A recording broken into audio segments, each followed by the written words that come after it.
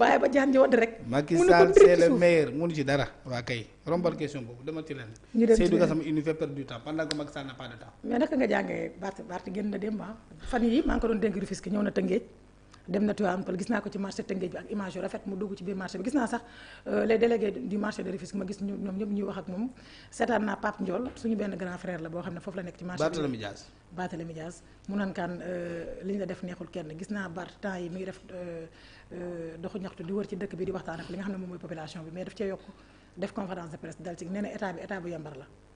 waaw waxoon na ko bare yoon parce que waxu yambar moom waxu Pape Djibril Fall. moo ko njëkkee wax université fële assemblée nationale. waaw waxaat na ko nag nee na carrément weesu nga yor ay étudiants fayoo leen.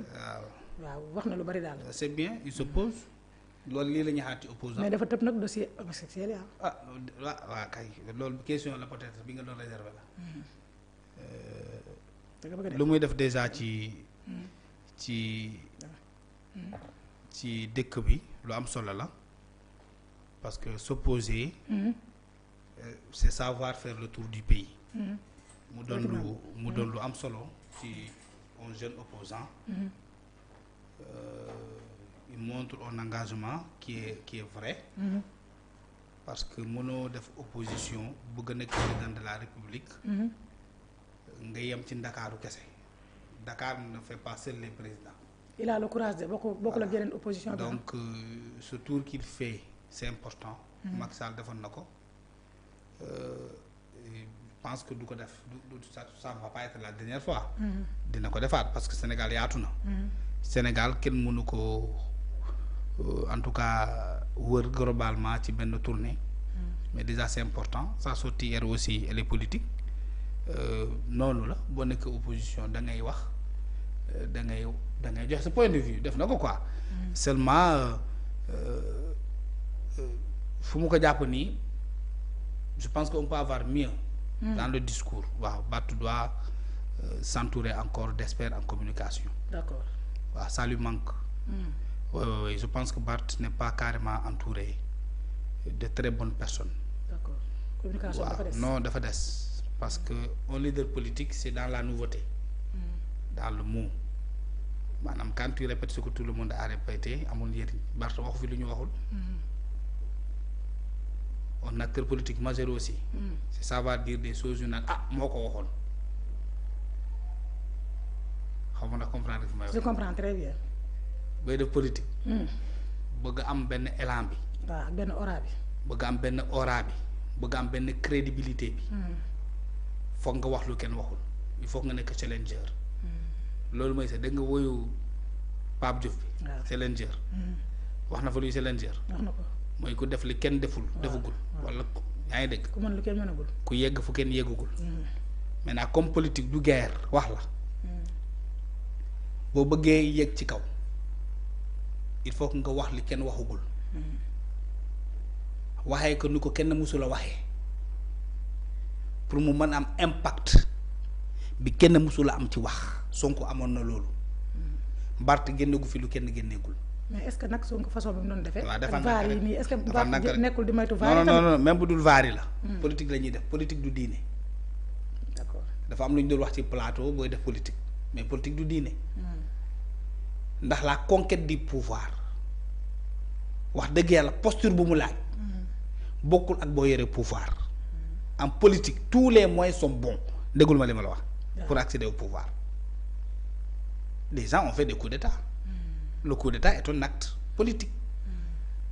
D'accord. D'accord. dox dem jëli président ci palais c'est un acte politique. pousser un président à la démission c'est un acte politique. di juumloo nguur c'est des actes politiques di leen juumloo mais Barth boo ko déggulee démb lan la wax kan ne bu ndaw mi te waxuma ko ci plateau bi c'est de diggante ak yàlla rek laa wax. li ngeen wax yéen plateau yi sax moo gën a. waaw mais oui même ñun nu ñu koy waxee bokkul ak ni ko Barth di waxee. dafa mel ni courage bu ci nekk. sañ-sañ bi. la portée l'audace newul ci Barth lu tax nag xaw ma nag lu tax Barth gënoon na forox nii. ngeen baal ma ci wàcc. est-ce que am na lu muy xaar. ah non mais non loolu moom du ma duñ ci. on n'est pas dans le secret de Dieu. parce que xam nga nag ñii. voilà ñii muy jàkkaarloo on ne cherche pas à trouver le sexe des anges. waaw mais ñii muy jàkkaar loolu nag. non mais loolu moo lay may nguur nag. ñii muy jàkkaar loolu bu deful attention balaa 2029. non mais non attends parce que boo ko jàppee noonu doo dem gis nga challenge. parce que ki taxaw menacé la ne la carrément on fera face. bàyyi ma wax waaw ah tolloo ko foofu. bàyyi ba nga toll ci question boobu. d'accord on fera face c'est pour les syndicalistes pour yàq ta émission. non wax na ko pour ñëpp nag man noonu laa waaw léegi dafa la rek. ñu wax ci Barth la ñuy wax. dañ ne Barth boo bëggee gagner fi nga dugg nii baaxul des na wër bi ci àll bi c'est très bien mais le discours ton discours. n'est pas conforme à celui qui veut conquérir le pouvoir xaw ma ku lay conseiller. même le discours n'est pas Barth seddeewul. ah oui non man li may wax kenn du ko dindi. mais nag bu fekkee ne Barth. kenn du ko dindi doo sooraale nii boo bëggee jéggi dex bu am ay sëgg wala ay crocodile foog nga ñeme ndox mi sinon doo mus a jéggi. d'accord déggoo ma ba tey de. dégg naa la bu baax. dex bu bari ay crocodile. ni ñu waxee crocodile ci ay ci wolof. bu bari ay crocodile jàppal daal crocodile. ay kayma. waaw boo ko bëggee jéggi. nga ne yow da ngaa ragal ndox ma doo mës a jéggi pour nga traverser le pouvoir de Ousmane Sonko il faut oser Sonko il faut oser Diomaye il faut oser la justice il faut oser tout le monde sinon doo dem maintenant stratégie baax na mais stratégie boobu lan la c'est la communication la ñu wax. communication. Il faut que les gens puissent savoir communiquer. Oser la communication politique de haute facture. Une communication qui innove. Mais quand tu portes le même discours yambar bii wax na ko ñetti yoon amatul njëriñ ay gouvernement bu munul Pape Djibril Fall moo ko njëkkee wax assemblée nationale nga wax ko ci conférence de presse bi nga defoon nga wax ko ci meeting bi nga defoon nga defaat conférence de presse bu nga sukkandiku ci yambar boobu kese waaye yow waaye bu yaakaar ne loolu lay amee li jox Ousmane Sonko nguur du sotti sama grand frère la je l'admire bien je l'aime bien mais il faut qu'il s'entoure parce que Barth n'est pas parfait en politique. mais Kandé. attends moo pare. Barth laay waxal. waaw il n'est pas parfait en politique. il n'est pas parfait même en communication politique. am na fit c'est vrai gis nañ ko en action mais doyul. il faut aller en profondeur fi may wax déggoo ko de. dégg naa waxuma la muy naan nangam sangamu ndey Sonko déedéet du foofu. waxuma ne Bassirou Diomaye Faye nous allons sortir de l'élection du palais waxuma foofu. mais il faut créer un discours de challenge. d'accord. Et quand tu veux être plus fort si tu veux aller plus loin il faut nga créer une communication qui dépasse toutes les communications entendues.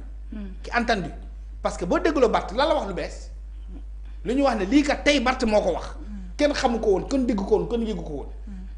un leader politique mooy ki mën a fekk ngand maamu lièvre buy nelaw nga yee ko nga teg ko ci table Alassane bu mu jàppee ci mbirum Azer day abàyyi. non c'est là ma nga ca mooy ba démb sax. parce que au moins mbir la boo xam ne bu bees la. ñëpp xam nañ ne lii xoj na ci nguur gi. dans une conférence de presse nga tenir ko. mais lu ñëpp wax nga wax. université ñi mu doon dénoncer loolu la nit ñi dénoncer ba mu ñëwee ci vie chère bi c'est la même chose ba mu ñëwee ci mbirum Azer bi c'est non ba pare nga ragal la question bu mel ni homosexualité benn moo waxu ko ci. waaw pépé wu ci moo de. te on parle de sida. on parle de sida man nga bañ a wax ci mbirum góor jigéen ñi sax mais mbirum sida bii. ci ñi ko nit ñi di wàllante ci yëfu maa tey. ngay citoyen. day tax nit ñi pour man bu deful attention dafa ay nitam pour man ñi koy conseillé ñoo ko naan fee attention balaa ngay wax loo xam ne mën na la yàqal. fii ak 2029. kon lu mu safal parce que li ma wax mel ni dafa mel ni déggoo ko de. dégg naa la. la laa. da nga ne ma carrément dafa war a. warul bëgg a jékki dex bi ñu mën bu am ay crocodile boo ñemee ndox boo ragalee. war a ñemee risque yëpp daal. ah voilà on n'acquiert pas le pouvoir par la prudence. vérité millénaire. est-ce que tamit démission bi mu def ci li nga xam ne moom mooy parti taxawu Dakar maanaam charge bu mel ne ki nga xam ne moom est-ce que tamit manqué wu ko Khalifa Sall. ban relation la am ak lu muy def ni c'est quelle est la relation. parce que bi mu nekkee fa taxawu Dakar gis nañ ci la gënoon am poigne ci la gënoon am. est-ce que du il était maire du foofu man li ma wax Barth daal bu ko mënee dégg mu déggoo bu ko mënee dégg mu il sera comme Kandé. ah Kandé moom am na. non bokkul man je ne prétends pas être président demain moom il veut le devenir en 2024. 2029. d'accord il veut le devenir en 2029 bu ko bëggee nekk mu foog mu jaar fu gars yi di jaar de waaw il faut innover. il faut innover Kande bu ñu jógee ci Barthélémy Dias dinañ dugg nag ci li nga xam ne moom mooy kii bi nag daj dëpp bi nag Mame Matar Gueye Jamra tëjul gémm kii moom de il ne se laisse pas faire